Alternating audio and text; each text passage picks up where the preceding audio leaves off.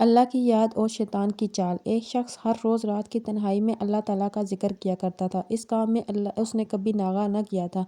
ایک دن شیطان نے اس کے دل میں وسوسہ ڈالا کہ اے شخص، تو ہر روز اللہ اللہ کرتا ہے، ایک مدت گزر گئی اس کام کرتے ہوئے، لیکن کیا کبھی ایک بار بھی اللہ تعالیٰ کی بارگاہ سے جواب میں لبیک ہوئی ہے؟ تو کس عاجزی اور انکساری سے اللہ کی ضربیں لگاتا رہتا ہے، لیکن بارگاہ خداوندی سے تجھے ایک تک جواب نہیں آیا۔ اس شخص کے دل میں اس خیال کا آنا ہی تھا کہ وہ پریشان ہو گیا اور شکستہ خاطر ہو کر لیٹ گیا۔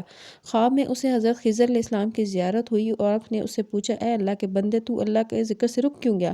کہنے لگا، میں ہر روز اللہ اللہ کرتا تھا، لیکن جواب میں میرے پاس لبیک نہیں آیا، اس لیے میں اس بات سے ڈر گیا کہ شاید میں اللہ تعالیٰ کی بارگاہ میں مردود ہوں۔ یہ سن کر حضرت خضر علیہ السلام نے فرمایا، اے شخص، اللہ پاک نے مجھ سے فرمایا ہے کہ میرے اس بندے کو کہہ دو میں تیرا اللہ اللہ کرنا میرا ہی کرم کی وجہ سے ہے۔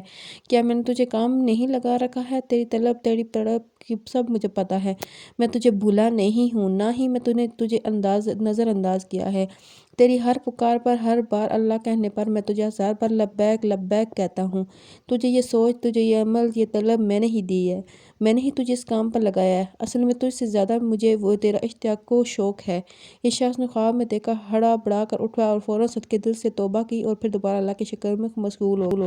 تو اس بات سے یہ سچ ثابت ہو گیا کہ شیطان آگ کا بنا ہے اور وہ انسان کا کھلم کھلا دشمن ہے۔ اس لیے ہمیں اللہ تعالیٰ کا بے پناہ ذکر کرنا چاہیے اور ہمیں شیطان کے وسوسوں میں نہیں آنا چاہیے۔ ہمیں اسلام پر عمل پیرا ہونے کی توفیق عطا فرمائے۔